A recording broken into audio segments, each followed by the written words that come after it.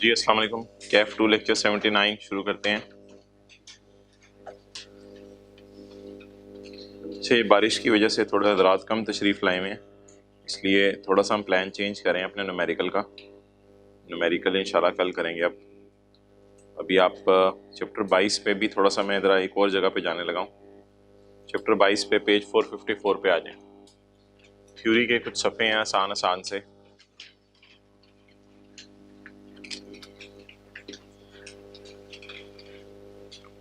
उनको पढ़ लेते हैं। अच्छा, कल हमने क्या पढ़ा था यार? जीरो रेटेड सेल कौन सी होती है या एग्जेम्प्ट सेल कौन सी होती है? Zero rated sale. कल हमने पढ़ा था जीरो रेट सेल कौन सी होती है। आज हम पढ़ने लगे हैं एग्जेम्प्ट सेल कौन सी होती है, यानी कौन कौन सी चीज़ें एग्जेम्प्ट हैं। किसी को याद है जीरो रेट सेल में हमने पढ़ा था कि फिफ्थ शेड्यूल वाली चीज़ें आएंगी। तो जीरो रेट सेल में एक तो एक्सपोर्ट्स आती हैं, एक फिफ्थ शेड्यूल वाली चीज़ें आती हैं। आज हम बात करने लगे हैं एग्जेम्प्ट सेल कौन सी है। तो एग्जेम्प्ट सेल के अंदर जो है वो सिक्स्थ शेड्यूल वाली चीज़ें आएंगी। कौन सी आएंगी? सिक्स शेड्यूल में कौन सी चीज़ें हैं, क्या हैं? हमारी और साथ वाले की बला से हमें क्या, बस जो भी चीज़ें सिक्स शेड्यूल में data are exempt from tax, वो टैक्स से एग्जाम्प्ट है। Okay, supply of goods specified in six schedule shall be exempt from tax subject to the शराइत स्पेसिफाइड बाय फेडरल गवर्नमेंट। 454। यार ये फिक्रा कल आपने याद किया होगा। हमने तो पढ़ा था नेचुरल डिजास्टर में, नेशनल सिक्योरिटी में, नेशनल फूड सिक्योरिटी में, इमरजेंसी सिचुएशन में सेल जीरो रेट कर दी जाएगी। लेकिन यहाँ कुछ और लिखा हुआ है। यहाँ क्या लिखा हुआ है? सेल जीरो रेट कर दी जाएगी या एग्जेम्प्ट कर दी जाएगी? एग्जेम्प्ट कर दी जाएगी। और कल क्या पढ़ा था? जीरो रेट कर दी जाएगी। अब यार हुकूमत की मर्जी है कि नेचुरल डिजास्टर आए तो चीजें जीरो रेट करे या चीजें एग्जेम्प्ट करे। और इंशाल्लाह न्यूमेरिकल हमने करना था आज, लेकिन एक पिछली क्लास में किया हुआ था। किसी को पता है जीरो रेट सेल और एग्जेम्प्ट सेल में फर्क क्या होता है? एक मेजर फर्क क्या होता है जीरो रेट सेल और एग्जेम्प्ट सेल में? ये जो जीरो रेट सेल होती है ना, जीरो रेट सेल, ये हमने पेज नंबर 465 पे न्यूमेरिकल किया था। इसका इनपुट हमें क्या मिल जाता है? रिफंड मिल जाता है। और इसका इनपुट किसी को याद है? डेड हो जाता है। कितनों को याद है? जरा हाथ खड़ा करके बताएं। इसका इनपुट रिफंड हो जाता है, इसका इनपुट डेड हो जाता है। तो हुकूमत की मर्जी है नेचुरल डिजास्टर वाली चीजों को जीरो रेट सेल में डाले या नेचुरल डिजास्टर वाली चीजों को एग्जेम्प्ट सेल में डाले। तो कोई जनरल रूल नहीं है ये। ओके, आजा भाई, आजा आजा आजा आजा। हाँ, मे एग्जेम्प्ट एनी सप्लाई। हुकूमत का दिल चाहे एग्जेम्प्ट में डाल दे। हालांकि कल हमने किस में पढ़ा था? जीरो रेट में। The exemption may be available from a पुरानी डेट। अच्छा जी, the board shall place before the national assembly all notifications issued in a financial year. अगर किसी चीज़ों को एग्जेम्प्ट किया है तो एग्जेम्प्ट करके बोर्ड ने किसको बताना है? नेशनल असेंबली को, कि हमने कौन कौन सी चीज़ों को माफ़ किया। तो उर्दू में लिख लें, बोर्ड नेशनल असेंबली को बताएगा हमने कौन कौन सी चीज़ों को एग्जेम्प्ट सेल में डाला है, क्योंकि ये चीज़ें बदलती रहती हैं। बोर्ड नेशनल असेंबली को बताएगा हमने किन किन चीज़ों को एग्जेम्प्ट सेल में डाला है।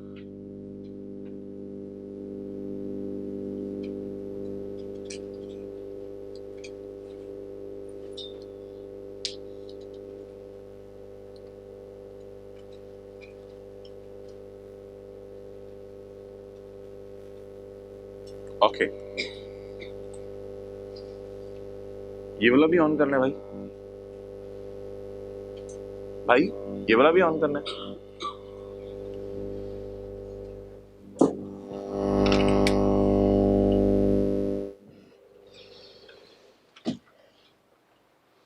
ओके,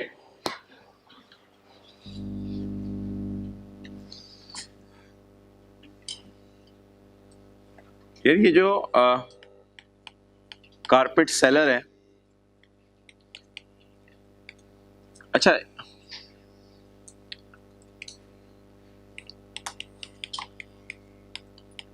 ये जो एग्जेम्प्ट सेल होती है ना यार, ये कुछ गुड्स एग्जेम्प्ट है और कुछ पर्सन्स एग्जेम्प्ट है। Getting the point? बताएं, कुछ गुड्स एग्जेम्प्ट है, कुछ पर्सन्स एग्जेम्प्ट है। क्या मतलब? जैसे मैं मिसाल दूं, लाइव एनिमल, ये एक मिसाल है। बकरा, बकरा आप जिस मर्जी पर्सन से खरीद लें पाकिस्तान में, बकरा इन इट सेल्फ क्या है? Exempt sale. कुछ पर्संस की सेल एग्जेम्प्ट है, कॉटेज इंडस्ट्री। जरा सोचिएगा, एक बंदा है जो कहता है मैं कारपेट बना के बेचता हूं। आपने कहा किधर है? कहता है घरों के झुरमट के अंदर मेरी फैक्ट्री है, 8-9 मेरे एम्प्लॉयज हैं, 3-4 मिलियन मेरी साल की सेल है, मैं कारपेट बेचता हूं। अब बताएं वो 10,000 वाला कारपेट आपको कितने का बेचेगा? 10,000 का। बेचारे का धागे का इनपुट डेड हो जाएगा। याद रखिएगा, एग्जेम्प्ट सेल वाले को सबसे बड़ा नुकसान क्या होता है? उसका इनपुट। लेकिन मैंने कहा था इसका इनपुट डेड का मतलब होता है नॉन रिफंडेबल। तो उसका इनपुट असल में वो कारपेट की कॉस्ट में डाल के महंगा करके हमें बेच देता है, वो उसकी मर्जी है। लेकिन सेल्स टैक्स नहीं लगा सकता। वो 10,000 वाला कारपेट हमें कितने का बेचेगा? 10,000 का। तो लिख लें 10, अभी कहीं लिखें पहले ये जरा। एग्जेम्प्ट सेल कितने किस्म की है जी? 2 किस्म की। या चीजें एग्जेम्प्ट हो सकती हैं जैसे लाइव एनिमल, या पर्सन्स एग्जेम्प्ट हो सकते हैं। लिख रहे हैं साथ वाला, देखें लिख रहे हैं।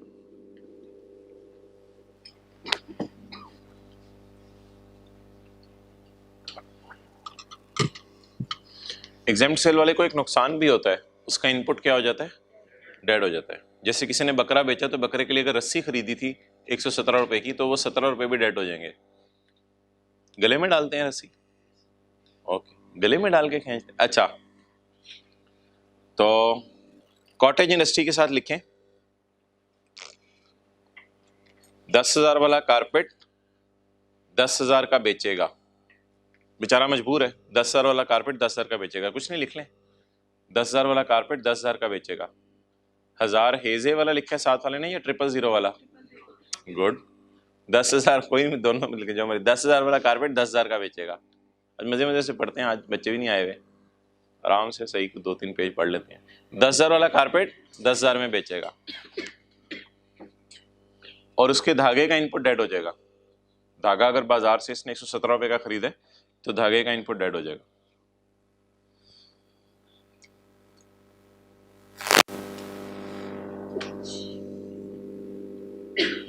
चले okay. Sale made by cottage industry are exempt from tax. अच्छा, ये डिफरेंस क्या है जीरो रेट सेल और एग्जेम्प्ट सेल में? जीरो रेट सेल में जहन में ले आए मुरली, 30 लाख वाली गाड़ी कितने की बेची? 30 लाख की। और एग्जेम्प्ट सप्लाई में ले आए मिसाल के तौर पे कारपेट, अगर कौन बेच रहा है? Cottage industry. अब जरा देखते रहिएगा, चीजें विजुअलाइज करते रहिएगा। It is a sale which is charge to tax at the rate of, it is a sale which is चाचू को टेंटिव करें, पता चले एंड पे पूछे ये किन दोनों में डिफरेंस था। ये ऊपर देख लें जरा। अच्छा, input, input is refundable, input is dead, input is dead. ये पेज नंबर अभी कौन सा हमने खोला था? 460। शहजादे खोला था बोल रहा हूं, ये तो खुला हुआ है, तू बता रहा है। वो न्यूमेरिकल वाला कौन सा पेज खोला था? 465। डन। तो 465 पे अभी न्यूमेरिकल में मैं आपको दिखा के आया हूं ना। एग्जेम्प्ट सेल का इनपुट क्या हो जाता है? डेड। और जीरो रेट सेल का रिफंड हो जाता है। या जीरो रेट सेल में कौन कौन सी चीजें आती हैं? Exports, goods notified by FBR, goods specified in 5th schedule. और एग्जेम्प्ट सेल में कौन सी आती हैं? 6th schedule, notified by federal government and board. अच्छा, मुझे ये बताएं, क्या होंडा एटलस कार ने अगर 30 लाख वाली गाड़ी 30 लाख की मुरलीधरन को बेचनी है, क्या Honda Atlas car still required to be registered? Yes, yes, ये still required to be registered, तभी तो हुकूमत इसको रिफंड करेगी पैसे टायर खरीदने पे। It is required to be. लेकिन वो जहन में लाएं कारपेट वाला, ये लिखे आप लोगों ने ऊपर कारपेट कॉटेज इंडस्ट्री, ये लिखे लिखे लिखे। अच्छा, नो रिक्वायरमेंट ऑफ, कारपेट वाले ने अपने आप को क्यों रजिस्टर कराना? बेचारी छोटी सी इंडस्ट्री है, not liable to be registered.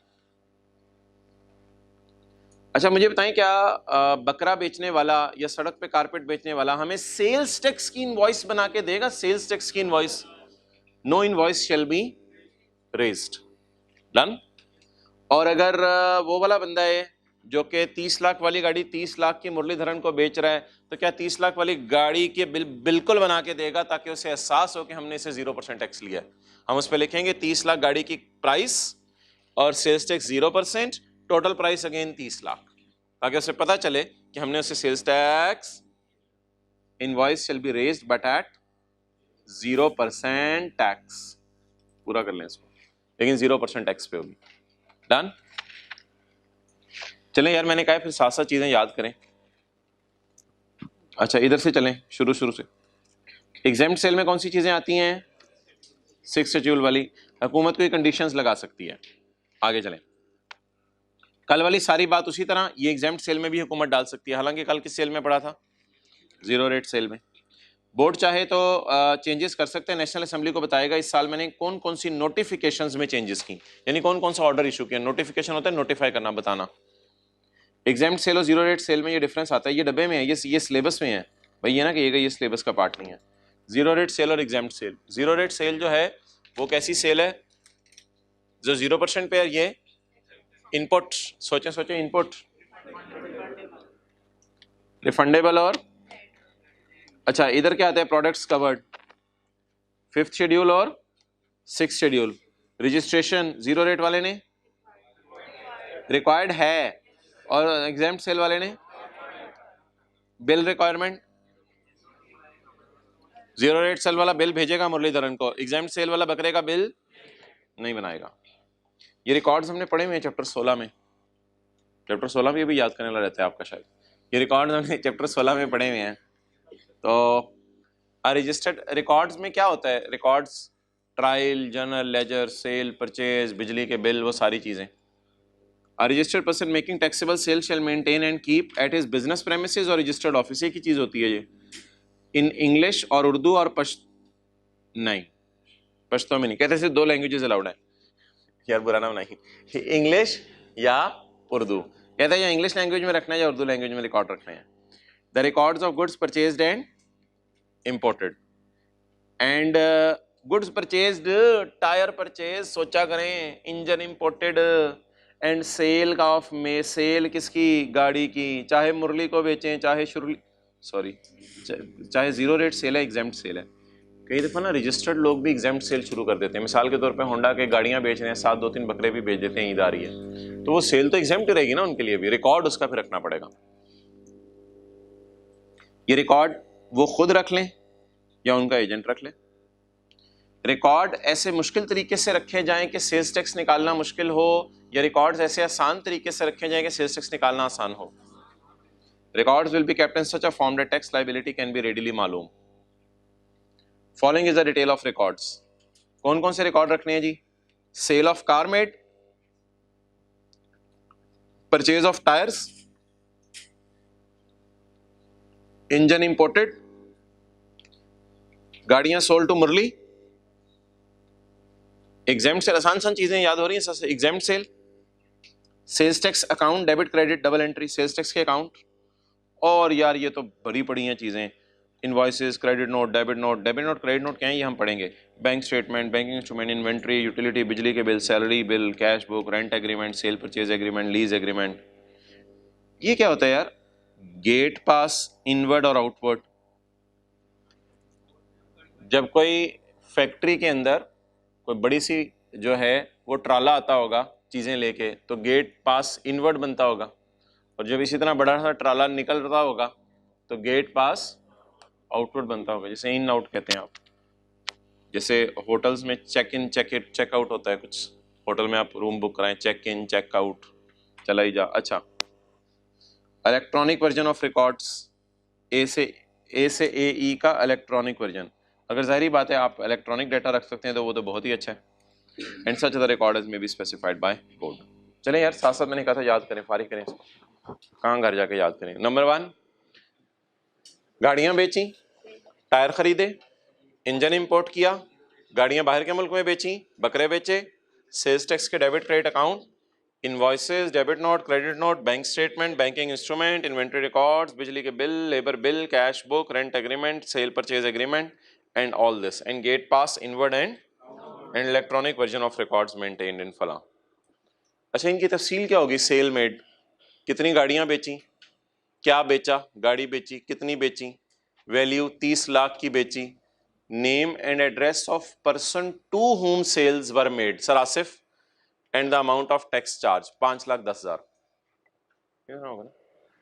Description गाड़ी बेची सर आसिफ को, क्वांटिटी एक बेची, वैल्यू उसकी 30 लाख थी, नाम सर आसिफ था, एड्रेस उनका जो है मैं बाद में बताऊंगा, address to home sales were made and the amount of tax charge, और उनसे टैक्स कितना रिकवर किया। चलो फिरोजपुर रोड हिंट दे देता हूँ आप, ओके। आगे चलें। रिकॉर्ड्स अटेंटिव रहे, records of goods purchase, tyre, description 4 tyre खरीदे होंगे उसके लिए, सरासी की गाड़ी में तो 4 ही लगेंगे ना भाईजान, स्टेपनी नहीं देनी पे मारूं। 5 टायर, क्वांटिटी टायर 5 टायर खरीदे होंगे उस गाड़ी के लिए, लाख रुपए के टायर खरीदे होंगे, जनरल टायर से टायर खरीदे होंगे, जनरल टायर का एड्रेस आ रहा होगा, रजिस्ट्रेशन नंबर आ रहा होगा जनरल टायर का, इधर सप्लायर का नाम आ रहा है ना, जनरल टायर लिखें, ये जनरल टायर का नाम वगैरह आपने बताना होगा, ऐसे शो देखी जा रहे हैं, and the amount of tax on tyres purchased. Engine imported shall show the description, engine quantity, एक ही इंजन लगा होगा गाड़ी में, 2 इंजन वाली गाड़ी तो नहीं होगी, and value of engine and the amount of tax paid on imports. Record of गाड़ी sold to Muralidharan and record of बकरे सोल्ड, डबल एंट्री के सेल्स टैक्स के अकाउंट एंड ऑल दिस। ये बस साथ साथ ही आपने याद करने आ जाके, बस 1A खुद ही पढ़े, मुझे मतलब बताएं 1A का, पढ़ते जाएं खुद ही मतलब बताते जाएं।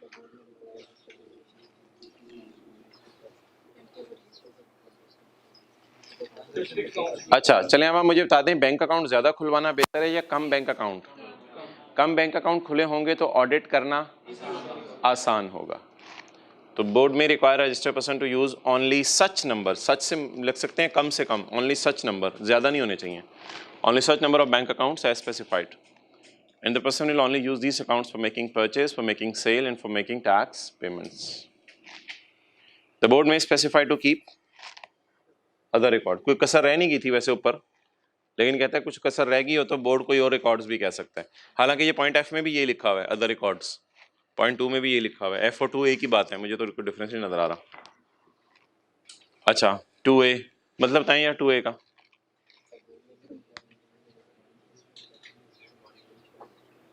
दुकानों पे आप अक्सर जाते हैं, वो एक छोटी सी रसीद निकलती है, हत्ता के गोरमे में आप एक पाव जो है वो हलवा लेने चले जाएं पेट, अच्छा गाजर, तो हलवा लेने चले जाएं एक पाव, तो वो भी उसको डालने के बाद किसी मशीन के ऊपर रखता है और मशीन पे रख के उसका वजन करता है, और मशीन से फिर एक रस्सी इतनी सी निकलती है स्टिकर सी टाइप चीज़, वो फिर उस हलवे के डब्बे के ऊपर लगा देता है, और ग्रीन कलर का उसके ऊपर उसका वजन भी आ रहा होता है लिखा हुआ डिजिटल फॉर्म के अंदर, तो वो क्या है, इलेक्ट्रॉनिक फिजिकल कैश रजिस्टर, जिस पे इलेक्ट्रॉनिक कैश रजिस्टर पे इलेक्ट्रॉनिक सेल का रिकॉर्ड हो रहा है, अप्रूव्ड बाय बोर्ड। और अगर वो लोग वो आपने नहीं लगाया हुआ तो फिर बोर्ड ने ना कंप्यूटर सॉफ्टवेयर भी एक निकाल दिया हुआ है, तो ऑल्टरनेट ये है कि कंप्यूटर सॉफ्टवेयर जो है वो आप इंस्टॉल कर लें, तो सॉफ्टवेयर भी FBR की वेबसाइट से लिंक हो जाएगा। तो the board will prescribe procedure या board will prescribe software for electronic maintenance of records, filing of sales tax return, the board may further approve the software for above purpose, और board ने शायद कोई कर दिया हो सॉफ्टवेयर अप्रूव। बहरहाल ये सेक्शन में से 7-8 नंबर का सवाल आता है कि कौन कौन से रिकॉर्ड्स आपने मेंटेन करने हैं, तो इसमें ना कहीं मेंटेन का लफ्ज़ ढूंढ लें, हाँ ये मेंटेन के लफ्ज़ से वो सवाल निकालता है, मेंटेन, आपने ये रिकॉर्ड्स मेंटेन करने हैं।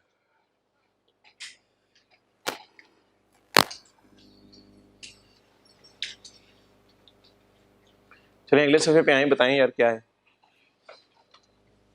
इसको कंपनीज एक्ट कर लें,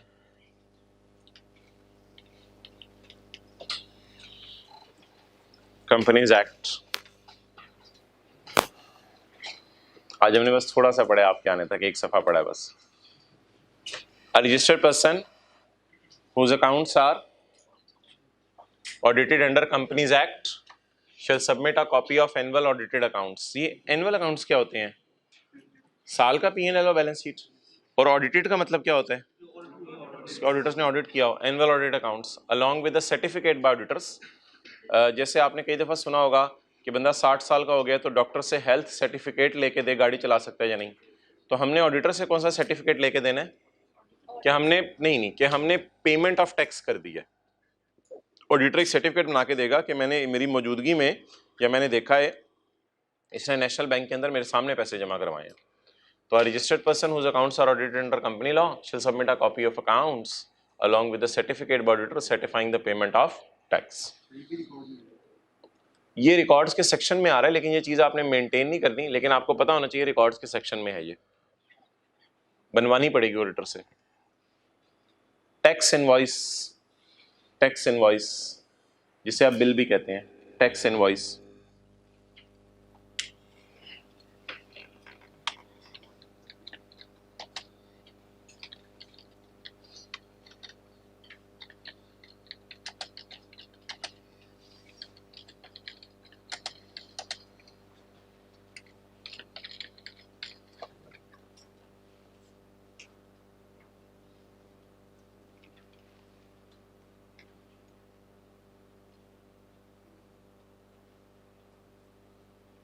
तो ये देख लीजिएगा भाई, इनवॉइस का कोई फॉर्मेट, बिल का कोई फॉर्मेट अगर आपको मिल जाए।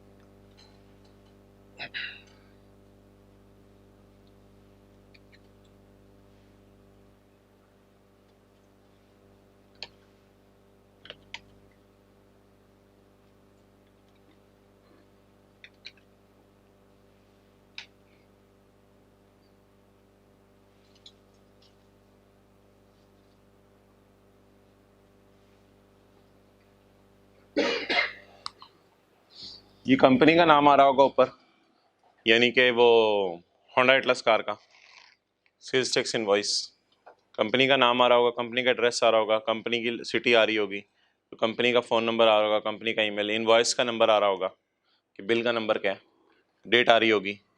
बिल टू, बिल टू का क्या मतलब है? बिल टू और शिप टू आमतौर पे एक ही होता है, कस्टमर का नाम आता है, नेम, एड्रेस। इसमें एक चीज़ मिसिंग है, रजिस्ट्रेशन नंबर। इसका भी रजिस्ट्रेशन नंबर आएगा, सेलर का भी और बायर का भी। यानी कि अगर होंडा ने गाड़ी बेची है तो होंडा की सारी डिटेल इधर आएगी कंपनी की, और कस्टमर की डिटेल यहाँ पे आएगी। और आगे वही डिस्क्रिप्शन, क्वांटिटी, ये बाहर के मुल्क की शायद कोई पकड़ी गई है, डिस्क्रिप्शन, क्वांटिटी, अमाउंट। क्लियर? तो ये सेल्स टैक्स का बिल होगा, जैसे दुकानों पे अक्सर बिल बनते हैं। तो बता दें बिल में क्या क्या चीज़ें होती हैं, वही चीज़ें जो हमने ऊपर पढ़ी। अ रजिस्टर्ड पर्सन यानी कि a Honda making a taxable sale of car shall issue a serially number tax invoice। Serial number लगा होगा ना, इनवॉइस का नंबर अभी आ रहा था, at the time of sale. Urdu में बना ले, इंग्लिश में बना ले, कोई मसला नहीं, दोनों हमारी ज़बानें हैं। नाम, पता है, रजिस्ट्रेशन नंबर ऑफ सेलर, अपना नाम, अपना नाम यार, सेलर अपना नाम। और उसके बाद नाम, पता है, रजिस्ट्रेशन नंबर ऑफ बायर। तो भाई ये रजिस्ट्रेशन नंबर भी लिखना ज़रूरी है, जो कि इस इनवॉइस में नहीं था, क्योंकि पता नहीं ये किस मुल्क की इनवॉइस थी। तो रजिस्ट्रेशन नंबर लिखना भी ज़रूरी है, बायर का भी, सेलर का भी, सेल्स टैक्स का रजिस्ट्रेशन नंबर। ये ज़रा मैं बाद में पढ़ता हूँ, ये लॉ में अभी ऐड हुआ है थोड़ा सा पहले, इसको मैं बाद में पढ़ता हूँ। डेट ऑफ इशू, डेट भी आ रही थी ना इधर, हाँ डेट का कहीं आ रहा था, ये डेट, डेट ऑफ इनवॉइस। आगे जी और क्या क्या चीज़ें आती हैं बोले? डिस्क्रिप्शन इंक्लूडिंग काउंट, काउंट, कुछ चीज़ें काउंट करके आती हैं। डिनायर, ये ना टेक्सटाइल में लफ्ज़ यूज़ होते हैं, denier of textile yarn and fabric. असल में ना जो पुराना लॉ था वो था ये देखिएगा, description and quantity of goods. ये तकरीबन कोई 1 साल पहले ना इन्होंने ये वाली लाइन बीच में डाल दी है, लेकिन ये लाइन टेक्सटाइल यार्न और फैब्रिक के लिए शायद कोई लाइन है। तो इनके लिए लफ्ज़ यूज होता है काउंट, डिनायर एंड कंस्ट्रक्शन, यानी कितनी बनी फैब्रिक या कितनी डिनायर है उसकी, डिनायर उसको मैयर करने का एक आला है, जैसे पौंड होता है, जैसे बाकी चीज़ें होती हैं, कितने केजी वजन है, कितने पौंड वजन है। इसी तरह डिनायर उनके बिजनेस में क्वालिटी को मेजर करने का एक तरीका है। तो 3 लफ्ज़ याद कर लें, count, डिनायर and construction in case of textile yarn and in case of fabric. वैसे पुराने लॉ में क्या था, सिर्फ एक ही चीज थी, description and quantity of goods. Okay, और ये तो यार आपको पता है क्या है, ये 200 रुपये, ये 34 रुपये और ये 234 रुपये। तो वैल्यू एक्सक्लूडिंग सेल्स टैक्स भी बिल पे लिखी होगी 200 रुपये, और साथ क्या लिखा होगा, सेल्स टैक्स भी लिखा होगा और वैल्यू इंक्लूडिंग सेल्स टैक्स भी लिखी होगी। अच्छा, यहाँ पे हम पॉज लेंगे सेक्शन 24 पढ़ के और पिछला सारा पहले रिवाइज करेंगे। अच्छा चलें बताएं जी, बोर्ड में स्पेसिफाई मॉडिफाइड इनवॉइसेस क्या मतलब, इसके अलावा कोई और फॉर्मेट, द बोर्ड में specify modified invoices for a sale only a invoice shall be issued. क्या मतलब है, एक सेल का एक ही बिल इशू होगा, एक सेल का एक से ज्यादा बिल इशू नहीं होगा। For a sale only one invoice shall be issued. Next,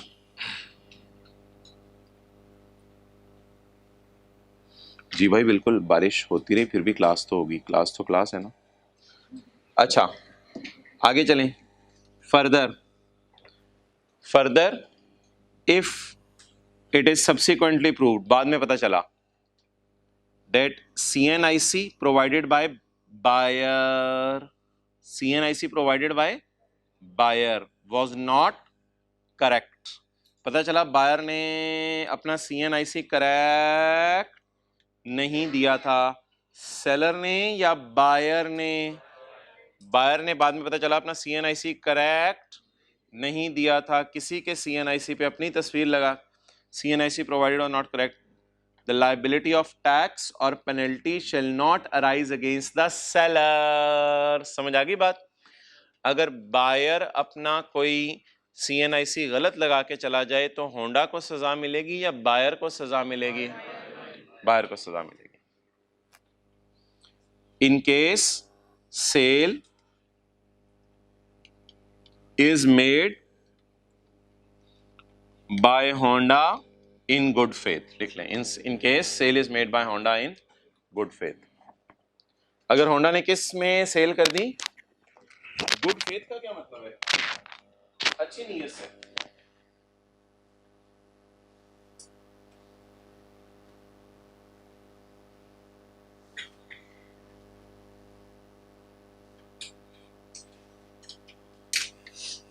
अब ये पढ़ने का है।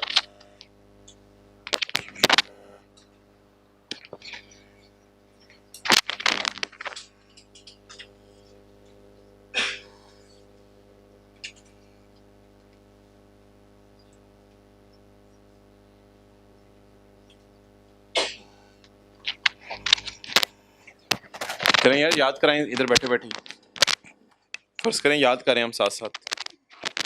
क्या क्या चीजें होनी है भाई, नाम, पता और रजिस्ट्रेशन नंबर, किसका, सेलर का। नाम, पता और रजिस्ट्रेशन नंबर किसका, बायर का। बाकी मैं बाद में बताता हूँ। Date of issue of invoice, description and quantity of goods, value excluding sales tax, value including sales tax. The board may specify for a sale only one invoice shall be issued. Further, if it is subsequently proved that CNIC provided by buyer was not correct, liability of tax shall arise against the seller, मादरत। तो seller को कोई penalty नहीं दी जाएगी अगर seller ने good faith में चीजें बेची हैं। वो बेचारा हर एक का आईडी कार्ड तो नहीं चेक करता रहता होगा जो बायर उसके पास आता होगा। अच्छा, इसका क्या मतलब है, पॉइंट टू की कोई दो मिसालें दें ऑपोजिट।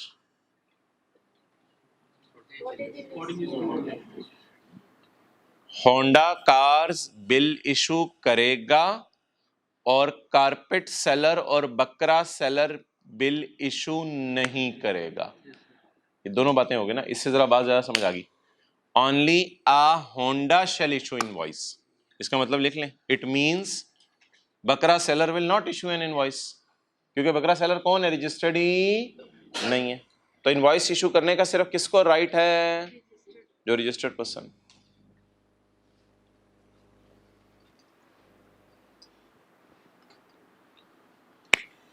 आगे पढ़ लें, आगे क्या कुछ भी नहीं है,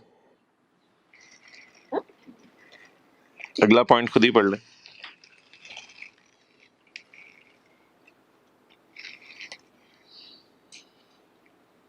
A registered person making a sale, a Honda making a sale may issue invoice to Dolans another registered। सरासिफ को नहीं, सरासिफ को इलेक्ट्रॉनिकली दे सकता है, सरासिफ क्योंकि लाइबल टू बी रजिस्टर्ड नहीं है ना, तो सरासिफ रजिस्टर्ड नहीं है। लेकिन आ होंडा लिख लिया करें यार, कुछ नहीं ऐसे बैठे होते हैं, मुझे भी शर्म सी आती है पढ़ाते हुए। A Honda making a taxable sale may issue bill to dollens electronically. तो फिर बिल इलेक्ट्रॉनिकली जाएगा या manually? Electronically. And to the board, उसकी एक कॉपी कहाँ भेज दी जाएगी? बोर्ड को, और एक कॉपी कमिश्नर को। अच्छा ये क्या होता है मेल में? सीसी, बीसीसी, कार्बन कॉपी होता है सीसी, और बीसीसी क्या होता है? Black carbon copy. उसका क्या मकसद होता है? Blank carbon copy, blind carbon copy. अच्छा उसका क्या मतलब होता है? हाँ, पता नहीं चलता किसको ईमेल किया, जिसका नाम बीसीसी में डाल दें। चलें छोड़ें। तो सीसी हमने किसको करनी है? ये फेडरल बोर्ड को करनी है, साथ एक कॉपी, और एक कॉपी किसको भेजनी है? कमिश्नर को भेजनी है। ठीक है, आज बारिश हो रही है, बाल सेट ना कर, बाहर निकलेगा फिर दोबारा खराब हो जाने। अच्छा, name, address and registration number of seller.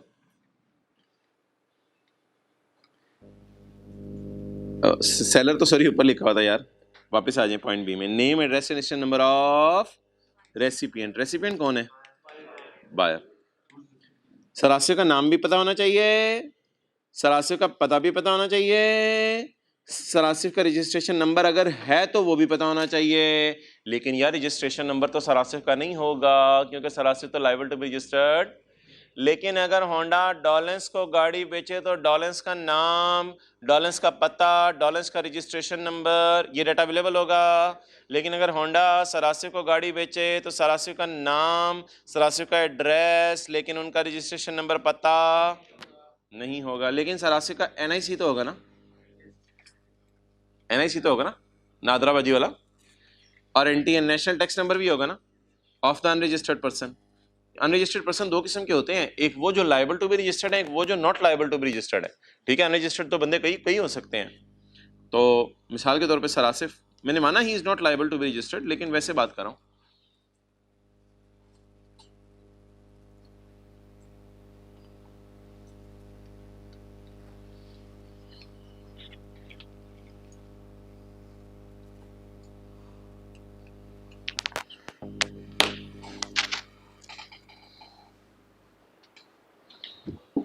अच्छा ये जो है ना, इधर ले आओ भाई। पहले ये होता था कि आप किसी भी जगह चीज खरीदने जाते थे तो वो दुकानदार आपको कहता था आप अपना नाम बता दें, आप अपना पता बता दें। आप पता भी बताने पे रिलक्टेंट होते थे, मेरे घर ही ना आ जाए। अच्छा, आप अपना नाम बता दें, आप अपना पता बता दें, आप अपना रजिस्ट्रेशन नंबर बता दें। पहले ये होता था। फिर जब लॉ बढ़ा ना आगे, तो ये एंड वाली लाइन ना बाद में डाली हुकूमत ने। अब कुछ लोग होते थे अपना नाम तो बता देते थे सरासिफ, अपना पता भी बता देते थे, लेकिन सरासिफ का रजिस्ट्रेशन नंबर। तो फिर लॉ जब आगे बढ़ा ना, तो लॉ ने एक रिक्वेस्ट की, यार इसका फिर एनआईसी नंबर पूछ लो या इसका एनटीएन नंबर पूछ लो, ताकि पता तो चले दुकानों पे आके इतनी चीजें खरीद रहे, कर क्या रहा है बैकएंड पे। तो दुकानों भी आया रहता है रोज चीजें खरीदने, क्या क्या कमा रहा है वैसे ही इधर। तो इन्फॉर्मेशन के लिए, ये तो टैक्स के जाल में फंसाना, तो इन्फॉर्मेशन के लिए जब दुकान पे बंदा जाएगा तो दुकानदार उससे उसकी जरा मोटी मोटी डिटेल ले लेगा, ताकि कल कल को टैक्स वालों ने पकड़ना हो तो टैक्स वाले को उस बंदे का एनआईसी पता हो। क्लियर? तो ये बात चली। लेकिन इसमें ना दुकानदार आपको पता है मैन्युफैक्चरर भी होते हैं, दुकानदार होलसेलर भी होते हैं, दुकानदार डीलर भी होते हैं। इन दुकानदारों ने तो सारी चीजें पूछनी शुरू की, नाम भी, पता भी, रजिस्ट्रेशन नंबर भी, एनआईसी भी, सब कुछ। लेकिन ये जो रिटेलर्स है ना, रिटेलर्स, इनको बड़ा मसला आने लग गया। रिटेलर की दुकान पे आप चीज खरीदने जाते हैं 10,000 की, 15,000 की, 20,000 की, या कोई हद होगी आप एसी खरीदने चले गए 60,000 का, 70,000 का, 80,000 का। तो रिटेलर की दुकान पे अगर आप जाएं तो रिटेलर्स ने जब एनआईसी वगैरह पूछना शुरू किया ना लोगों से, तो लोग बड़े तंग आने लग गए कि यार ये क्या बात हुई है, अब एनआईसी भी अपना बताएं, तुम्हें सबूत के तौर पे दिखाएं भी ये मेरा एनआईसी नंबर है। तो रिटेलर्स इससे बड़ा तंग आए। तो रिटेलर्स ने तंग आके जो है वो हुकूमत को रिक्वेस्ट की, यार ये हमारा कारोबार नहीं चल रहा, लोग कस्टमर बहुत तंग हो रहे हैं, ठीक है। अब आप कॉलेज में एडमिशन लेने आ जाए राइज में, और राइज वाले अब्बू का नाम, मम्मी का नाम, किस स्कूल में पढ़े थे, मैट्रिक में कितने नंबर आए थे, फिर आपको बड़े होकर क्या बनने का इरादा है, आप अपना सीए में आने का मोटिव बताएं, आप कहेंगे तेरी मेहरबानी यार, ठीक है। तो अगर ज्यादा इंफॉर्मेशन कस्टमर से मांगी जाए तो कस्टमर भी कहते हैं दुकानदार को, भाई जा यार मैं किसी और दुकान पे चला जाता हूं। तो सिमिलरली रिटेलर्स ने रिक्वेस्ट की तो हुकूमत ने उनके लिए रिलैक्सेशन कर दी। अब अगर कोई बंदा मैन्युफैक्चरर के पास जाए चीज खरीदने, या होलसेलर के पास या डीलर के पास, वहां कोई रिलैक्सेशन नहीं है, उसे नाम, पता, एनआईसी सब बताना पड़ेगा। लेकिन अगर मैं और आप रिटेलर के पास जाएं और उससे लाख रुपए से कम की चीज खरीदें, मैं और आप किसके पास जाएं और इससे कितने रुपए की चीज खरीदें, तो वहां पे रिटेलर को थोड़ी रिलैक्सेशन दी जा रही है कि आपसे ज्यादा पूछगछ ना करें। ये जरा एक्सेप्शन पढ़िएगा, समझ आ रही है। असूली तौर पे तो रिटेलर को, या जो भी बंदा हो, रिटेलर हो, मैन्युफैक्चरर हो, डीलर हो, उसे आपका रजिस्ट्रेशन नंबर पूछना चाहिए, नहीं है तो आपका एनआईसी वगैरह पूछना चाहिए। लेकिन एक्सक्लूडिंग का क्या मतलब है, ये ऊपर वाली लाइन की क्या आने लगी है, exception. Excluding sale made by retailer, समझ आई बात। Excluding sale made by, excluding sale made by retailer where the transaction, where the जो चीज आप खरीदने लगे हैं, where the transaction value including sales tax does not exceed lakh रुपया। मिसाल के तौर पे आपने 80,000 की चीज खरीदी, उस पर सेल्स टैक्स कितना बनता है, 80,000 की चीज खरीदी तो सेल्स टैक्स डाल के 80,000 ज़रब 17%, ये हो गया 13,600 जमा 80,000, टोटल आप दुकानदार को देंगे 93,600। तो अगर आप 80,000 की चीज के 93,600 दें तो क्या 93,600 कम है लाख से, तो फिर दुकानदार आपको रिलैक्स कर देगा। Excluding sale made by retailer where the transaction value including sales tax amount does not exceed 1 lakh. Including tax का समझ आ गया मतलब, इंक्लूडिंग सेल्स टैक्स। 200 रुपए की बात हो रही है, 234 की, 100 की बात हो रही है, 117 रुपए की। तो अगर 80,000 की आपने चीज खरीदी है, बिल डाल के, सेल्स टैक्स डाल के कितनी बनी थी, 93,600। तो 93,600 वाली चीज है, लाख से नीचे। आप अब दुकानदार आपसे डिटेल नहीं मांगेगा if sale is made to ordinary consumer. Ordinary consumer कौन होता है, मैं और आप। Ordinary consumer means a person who is buying goods for his own consumption, घर ले जानी है मैंने, for his own. Ordinary consumer बेचने के लिए तो नहीं चीजें लेता ना, आप दुकान पे जाके बेचने के लिए तो नहीं चीजें लेते। तो ordinary consumer means a person who is buying goods for his own consumption and not for the purpose of resale. आपने उसको आगे बेचना नहीं होता, तो आप क्या कहलाएंगे, बोले बोले बोले, ऑर्डिनरी कंज्यूमर। तो मोहतरम, किस सूरत में रिटेलर हमसे डाटा मत मांगे ज्यादा, अगर हम रिटेलर से लाख रुपए से सस्ती ट्रांजैक्शन कर रहे हैं तो फिर रिटेलर हमसे ज्यादा डेटा बेशक ना मांगे, कोई मसला नहीं। अच्छा जी, चलें 24 पढ़े और उसके बाद जो है वो फिर सारा अभी तक जो पढ़ा हुआ है वो रिवाइज करते हैं। 24 का मतलब बता दें पहली लाइन पढ़ के।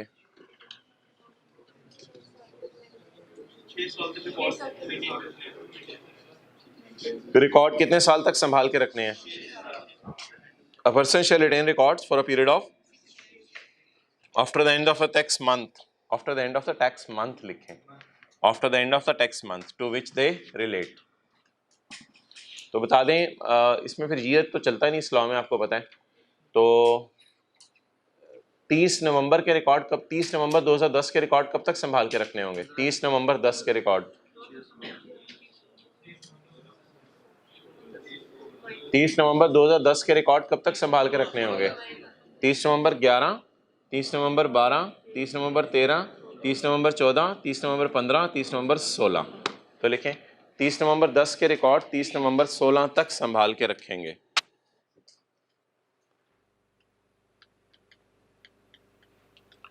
तीस नवंबर 10 के रिकॉर्ड 30 नवंबर 16 तक संभाल के रखेंगे।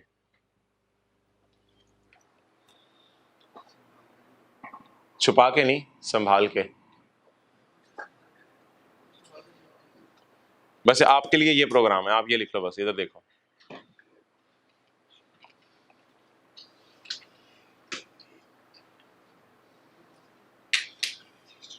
सर्दी लग रही है।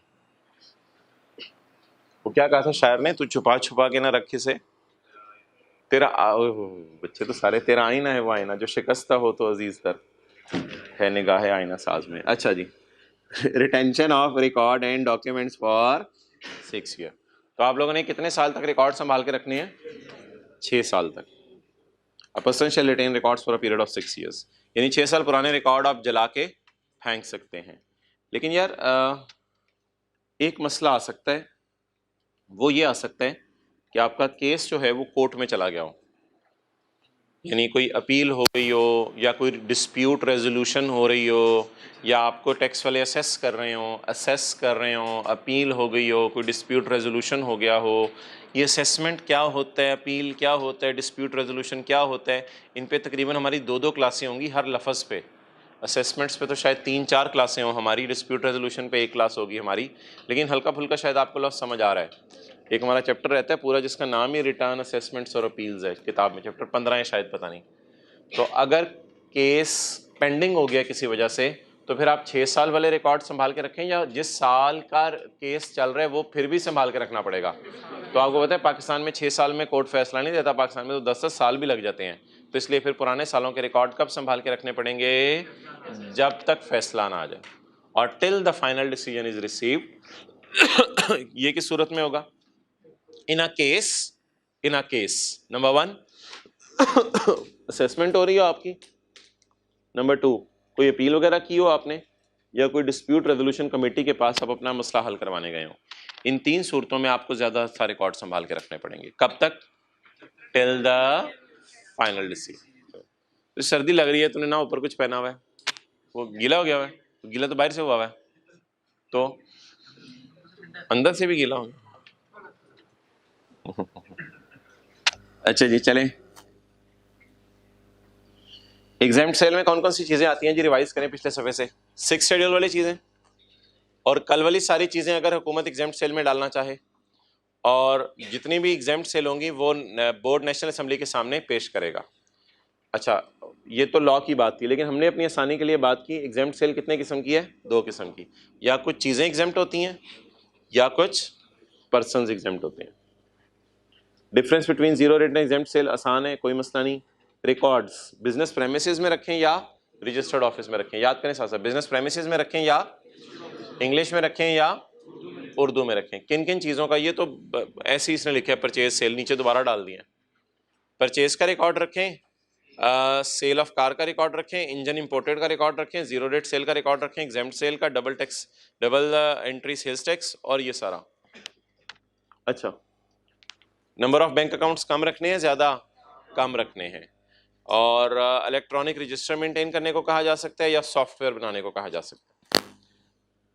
और इसके बाद कंपनी लॉ के, जो कंपनी लॉ में अपने आप को रजिस्टर करा चुका है, उसने 2 चीज़ें और रखनी है। नंबर 1 एनुअल ऑडिटेड अकाउंट्स, यानी कंपनीज के लिए ना, ये कंपनी एक्ट में तो सारी कंपनीज आ जाती हैं, प्राइवेट, पब्लिक, लिस्टेड, अनलिस्टेड, तो इसमें सारी कंपनीज लिख लें, ऑल कंपनीज, पॉइंट 4 सारी कंपनीज आ जाती हैं। तो कंपनीज के केस में क्या रिलैक्सेशन है जी? कंपनीज के केस में सॉरी रिलैक्सेशन नहीं, क्या कंडीशन, क्या चीज़ें 2 जमा करवानी पड़ेंगी? नंबर 1 एनुअल ऑडिटेड अकाउंट्स, और दूसरा बोले certificate bye auditors. Invoice, invoice में सबसे पहले सेलर का नाम पता एड्रेस होगा और बायर का नाम पता एड्रेस होगा, लेकिन बायर का NIC और NTN भी मांगा जा सकता है अगर वो, लेकिन अगर ऐसे दुकानदार के पास जाएं जो रिटेलर हो और उससे हम लाख से कम वाली चीज़ खरीदें सेल्स टैक्स डाल के, तो अगर हम लाख रुपए से कम वाली चीज़ खरीद रहे हो तो फिर वहाँ रिलैक्सेशन है, हो सकता है वो ये इन्फॉर्मेशन हमसे ना मांगे। डेट आ जाएगी, डिस्क्रिप्शन क्वांटिटी ऑफ गुड्स आ जाएगी 234 और 234। अच्छा, रिकॉर्ड कितने अरसे तक संभाल के रखने हैं? 6 साल तक संभाल के रखने हैं। ओके, ये ऑलमोस्ट वही बातें हैं जो हमने वो ऑलरेडी उस चैप्टर में पढ़ी थी। तो इसका भी सिर्फ 0.5 हम आज पेंडिंग छोड़ेंगे, 0.5, क्योंकि इस पर ज़रा तफसीली बात है। बाकी ये आपको क्या समझ आ रहा है, हेडिंग से बता दें, क्या नीचे लिखा होगा? किसने किसको किन रिकॉर्ड्स की एक्सेस देनी है? टैक्स पेयर ने एफबीआर को अपने रिकॉर्ड्स की एक्सेस देनी है। वैसे क्यों देनी होगी एक्सेस? ताकि वो ऑडिट कर सकें। बस ये बातें यहाँ लिखी हुई, ये बातें यहाँ लिखी हुई हैं। अच्छा, कभी ये ना फील कीजिएगा कि आज हमें ये 2 सफ़े पढ़ा दिए या ये कर दिया। भाई आगे न्यूमेरिकल्स के लिए हमने खुद ही टाइम सेव करना है, और क्या करें, चीज़ें आप देख रहे हैं आसान है। आज तो हिम्मत करेंगे इंशाल्लाह, आधा घंटा भी नहीं आज लगाएंगे, आधा घंटा तसल्ली से लगाएगा, याद हो जाएंगी इंशाल्लाह चीज़ें। अच्छा, प्रोडक्शन ऑफ रिकॉर्ड्स। तो पहले नीचे क्या लिखा होगा? कौन किसके सामने कौन से रिकॉर्ड प्रोड्यूस करे? टैक्स पेयर टैक्स वालों के सामने अपने रिकॉर्ड प्रोड्यूस करे। A person maintaining records shall on required by commissioner produce the records in his possession. If record is kept on electronic data यानी कंप्यूटर वगैरह, तो he shall allow the officer to use the computer. फिर वो उसे कह देगा भाई तू कंप्यूटर इस्तेमाल कर ले, फिर मशीन इस्तेमाल कर ले। अच्छा, रिकॉर्ड्स प्रोड्यूस करने के बाद उनका क्या शुरू होगा? ऑडिट। कौन किसके सामने रिकॉर्ड प्रोड्यूस करेगा? टैक्स पेयर टैक्स वालों के सामने रिकॉर्ड प्रोड्यूस करेगा। इसके बाद क्या होगा इसका? Audit. Commencement of audit. The officer of inland revenue after obtaining record में खा समोसा। उसने सफ़े मंगवा के उसका सेल लेजर परचेज लेजर मंगवा के उसके बिजली के बिल मंगवा के उस पर समोसे खाने हैं, कागज़ के ऊपर घी लगा हो, ये करना है उसने। बारिश चटनी लाल वाली भी करना थोड़ी सी। The officer of inland revenue after obtaining the record may once in a year conduct audit. May once in a year conduct audit. तो चाचू को हम क्या कहेंगे? साल में चाचू 2 दफ़ा आइएगा या चाचू साल में 1 ही दफ़ा आया करें? ये मैं चाचू कमिश्नर की बात कर रहा हूँ। वैसे तो चाचू इधर ही हमारी तरफ आ गए हैं, हमें इस पर भी कोई एतराज़ नहीं हो। तो चाचू अब्बू के भाई हैं, इससे बड़ी और क्या बात हो सकती है कि वो हमारे पास आए। अच्छा जी, तो the officer of inland revenue after obtaining record may once in a year conduct audit. खुश हो जाया करें, अल्लाह की रहमत आई है, मेहमान आए तो मुंह ना बनाए। अच्छा जी, इफ़ द, लेकिन ये जो सीए कर रहे हैं हजरात, ये अगर इनके ज़्यादा दोस्त आए तो उनको बता दें मोहतरम, मैं थोड़ा सा busy. If the commissioner has information that registered person is involve in फ्रॉडिया। अगर रजिस्टर्ड पर्सन क्या कर रहा है? फ्रॉड कर रहा है और evasion of tax, he commissioner में लिटा him, may authorize an officer to lita him, may authorize an officer not below the rank of mali, not below the rank of assistant commissioner। Commissioner से भी ये subordinate होता है। कम से कम किस level का बंदा जाएगा? असिस्टेंट कमिश्नर के लेवल का बंदा जाएगा। क्या करेगा भाई जाके? टू मार हिम, टू कंडक्ट इंक्वायरी, और क्योंकि क्या कर रहा है वो बंदा? फ्रॉड कर रहा है। अच्छा यार, आप चाचू को ये कहते हैं कि सुबह ताया आए थे, शाम को आप आ गए हैं? इस बात नहीं करते ना, अल्लाह का शुक्र है हम तो नहीं ऐसी बात करते कम से कम। तो या फिर कोई आए सुबह और फिर दोपहर फिर शाम को आए, आप फिर आ गए हैं। अच्छा, तो वो ये कह रहा है कि ऑडिटर जनरल, याद रखिएगा, सेल्स टैक्स ऑडिट नहीं करने आता। ऑडिटर जनरल एक ओहदा है पाकिस्तान का जिसका सेल्स टैक्स से कोई ताल्लुक नहीं है। ये जनरल ऑडिट करने आते हैं, एम्प्लॉइज कितने हैं, फैक्ट्री कहाँ है, क्या काम कर रहे हो, ऐसी हुकूमत की तरफ से कोई बंदा आता है। अगर इस साल ऑडिटर जनरल आया है और सेल्स टैक्स वाले भी आ जाएं तो सेल्स टैक्स वालों को कहा जाएगा कि आप जाओ। नहीं नहीं नहीं नहीं, वो अलग काम करने आए, ये अलग काम करने आए, वो अलग ठुकाई करेंगे। ये इफ अगर अगर अगर अब्बू ने मार दिया है शाम को, अम्मी भी चपेरे, अम्मी सुबह अब्बू ने मारी शाम को, नहीं नहीं चला, इसी से फायदा। If records of a person have been audited by auditor general of Pakistan, the officer, कौन सा वाला? सेल्स टैक्स वाला लिखें। The sales tax officer commissioner, the sales tax officer commissioner can also conduct audit. अगर ऑडिटर जनरल आया था तो sales tax वालों को भी आने दें, दरवाजे तो खुले रखने के लिए होते हैं। मैं रात को बंद कर लिया मुझे रात ही तो रात खुला रहे। ओके यार, ये ना, ये कुछ 6 महीने साल पहले ये 2A आया है, इसका क्या मतलब है?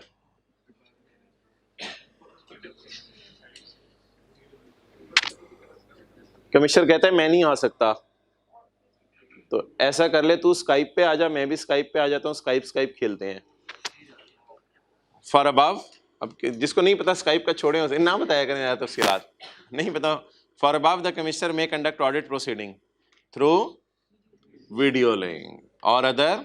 अभी जैसे कमिश्नर मुंछों को ताव दे रहा होगा, उधर से टैक्स पेयर मुंछों को ताव दे रहा होगा, लगे होंगे। ओके, ऑडिट अभी तो शुरू हुआ था यार, अभी तो शुरू हुआ था, अभी तो कोई बात बननी शुरू हुई थी और सवाल वाले ने जान ही ले ली, ऑडिट खत्म हो गया। कंप्लीशन ऑफ, और हम तो समझ रहे थे पता नहीं क्या क्या होना है, वीडियो लिंक आ गए हैं, पता नहीं क्या क्या डिस्कशन तो नहीं है, उन्होंने गाली में छड़ी। कंप्लीशन ऑफ ऑडिट, शुक्र है चलो, वरना कुछ 6 लाइनें और होती हैं बीच में। After completion of audit, audit क्या हो गया? The officer of Finland revenue may pass an assessment order. Assessment order क्या होता है?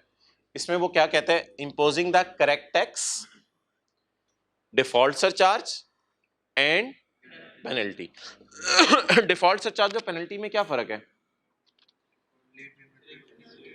डिफॉल्ट सरचार्ज तो है लेट पेमेंट पे इंटरेस्ट, और पेनल्टी है जुर्म का जुर्माना, पेनल्टी है जुर्माना, और डिफॉल्ट सरचार्ज है लेट पेमेंट पर इंटरेस्ट। एक छोटी सी मिसाल इसकी आपको देता हूं। दौरान ऑडिट पता चला कि सरासिफ को जनवरी में गाड़ी बेची थी, 5,10,000 उसका सेल्स टैक्स आया हुआ है होंडा के पास। होंडा ने वो जमा कराना था, मैंने आपको बताया हुआ जनवरी वाला टैक्स जमा करवाना होता है 15 फरवरी तक, और होंडा ने वो जमा करवाया 20 फरवरी को। ऑडिट में ये पकड़े गए, टैक्स फ्रॉड किया इन्होंने। 15 जनवरी वाला टैक्स सुस्ती करके कब जमा कराया? 20 फरवरी को। अब इसको 3 सजाएं मिलेंगी होंडा को। नंबर 1, करेक्ट टैक्स देना पड़ेगा 5,10,000 20 को जाके 5,10,000 देना पड़ेगा। डिफॉल्ट सरचार्ज 5 दिनों का इंटरेस्ट देना पड़ेगा, वो इंटरेस्ट कैलकुलेशन हमारे सिलेबस में नहीं है।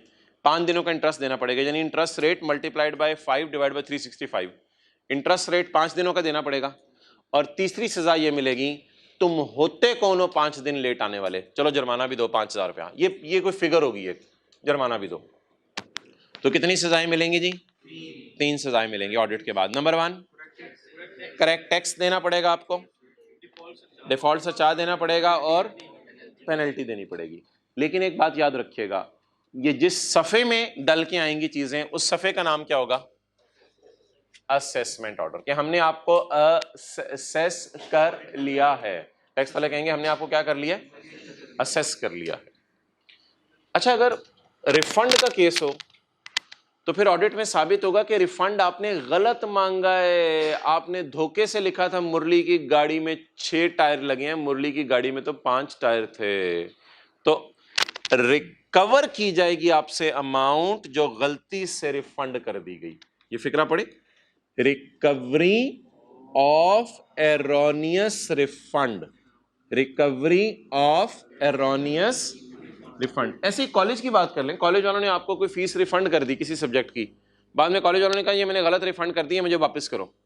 तो रिकवरी ऑफ गलत रिफंड, अगर गलत रिफंड दे दिया तो उसकी रिकवरी होगी। ये कौन सा पेज है? 465 है ना? इसमें एक्सपोर्टर का रिफंड कितना बन रहा था? एक्सपोर्टर का रिफंड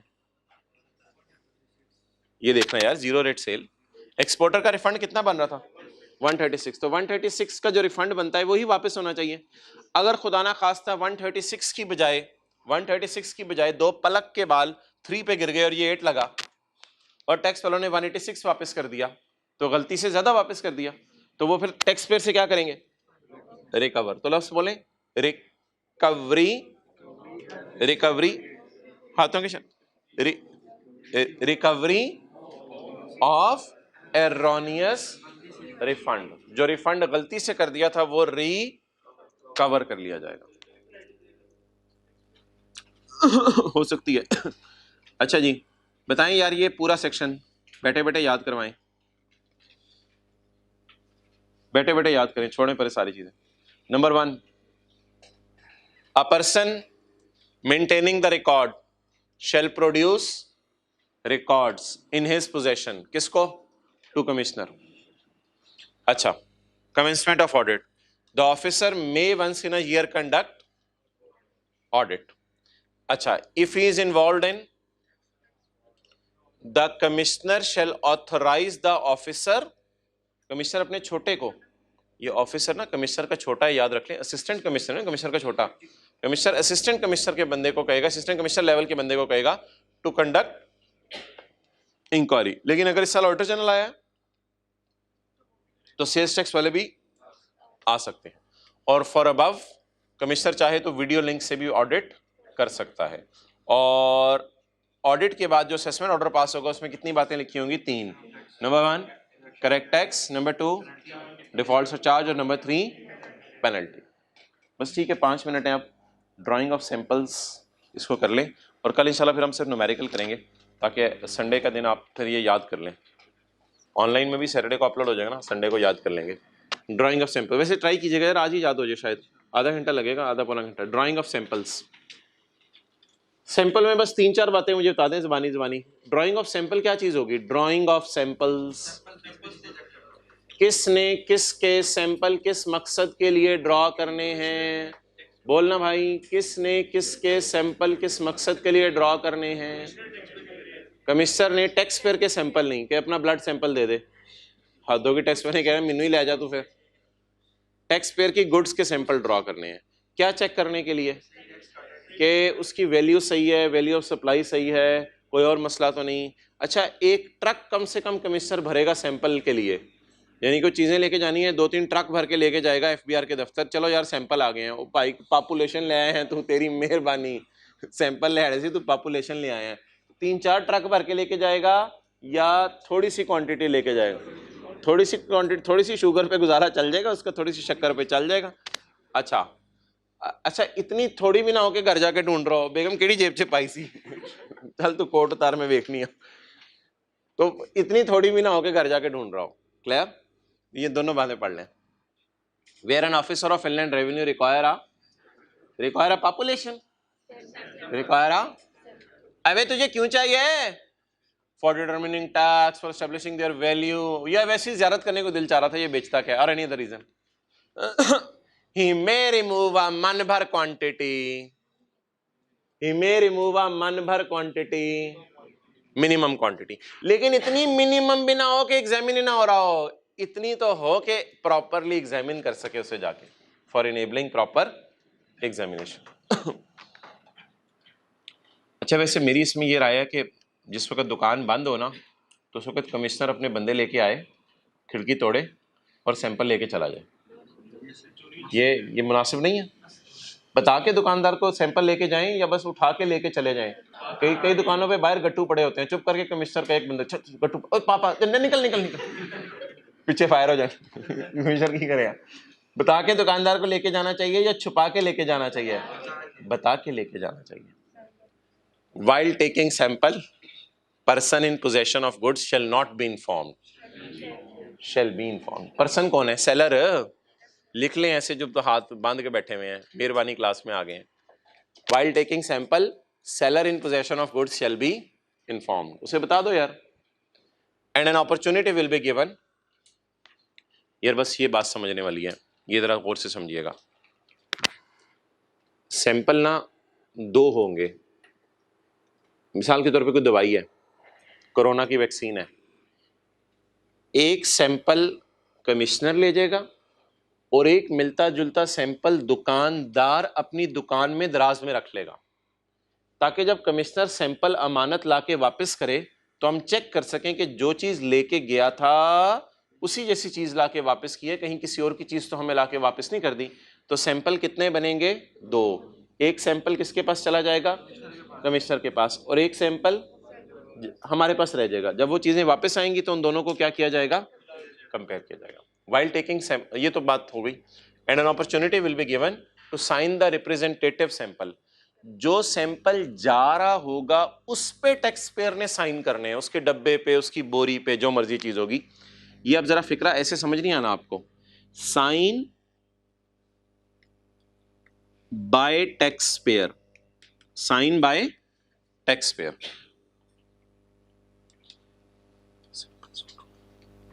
यार इसको ब्रैकेट में ले, 1 मिनट ठहरे, इस तरह पढ़े जरा, TP will sign the sample so drawn. अब जरा पढ़े, समझ आ रहा है? ये जो मैंने येलो में हाईलाइट किया है, ये जरा पढ़े, येलो वाला पढ़े, पढ़े पढ़े पढ़े। अल्हम्दुलिल्लाह इजी हो गया। TP will sign the sample, so drawn जो लेके गया है वो, टीपी विल रिप्रेजेंटेटिव मींस के पॉपुलेशन का रिप्रेजेंटेटिव होना चाहिए वो sample, done. TP will sign the sample so drawn. So drawn का कौन सा मतलब है, जो जा रहे हैं या जो उसकी दुकान में रह रहे हैं, और आगे पढ़े क्या लिखा हुआ है, and TP will take, tax payer, and TP will take का मिलता जुलता sample for his own record in his shop, in his दराज, मिलता जुलता अपनी दराज में रख लेगा और एक साइन करके उसे दे देगा। साइन किस पे करने हैं दुकानदार ने, जाने वाले पे, जाने वाले सैंपल पे, और अपने रिकॉर्ड में कौन सा रखना है, उससे मिलता जुलता, उस पे साइन करने जरूरी, क्योंकि वो तो आपकी अपनी दुकान में ही रहना है। अच्छा मुझे बताएं, अब कमिश्नर जब सैंपल लेके जा रहा है तो उसकी कोई रसीद वगैरह बना के देके जाएगा, या बस सैंपल ले गया उसका रिकॉर्ड वगैरह कोई नहीं होगा? जो जा रहा होगा सैंपल, या जो दुकान पे पड़ा होगा, जो जा रहा होगा उसकी रसीद देके जाएगा कि यार मैं रसीद ले लो इसकी, ये मैं सैंपल लेके जा रहा हूं। Sample shall be taken against proper रसीद, sample shall be taken against proper रसीद, एंड द कॉपी ऑफ रसीद shall be sent, shall be kept in record by the tax payer. उस रसीद की कॉपी किसके पास रहेगी, टैक्स पेयर के पास। अगर आप बड़े इलाके में हैं तो बड़े दफ्तर के पास कॉपी चली जाएगी, अगर आप छोटे इलाके में हैं तो रीजनल टैक्स ऑफिस के पास चली जाएगी कॉपी। चलें अब मेरे सवालों के जवाब दें अलग अलग। सैंपल ड्रॉ किस मकसद के लिए करने हैं, determining tax, establishing there VOS, VOS लिख लें, एस्टेब्लिशिंग देयर वीओएस, वीओएस मालूम करने के लिए। Number 3 any other reason, and he may remove a to enable proper examination. While taking sample, person in possession shall be informed. उस बंदे को inform किया जाएगा और अपॉर्चुनिटी दी जाएगी, जाने वाले सैंपल पे साइन करेगा और एक कॉपी अपने, sample shall be taken against proper receipt। ये ऑलरेडी हमने पढ़ लिया हुआ है, कहाँ पढ़ा हुआ है, वीओएस में। ट्रांजैक्शन बिटवीन एसोसिएट्स किस पे रिकॉर्ड होनी चाहिए, मार्केट प्राइस पे रिकॉर्ड होनी चाहिए, ये पढ़ लिया हुआ हमने मेरे ख्याल से, वीओएस की डेफिनेशन में पढ़ा था, transaction between associate. The commissioner और an officer may in case of a transaction between cousins determine the transfer price. VOS transfer price कुछ भी नहीं है, ट्रांसफर प्राइस का मतलब लिखें, मे डिटरमिन द वीओएस।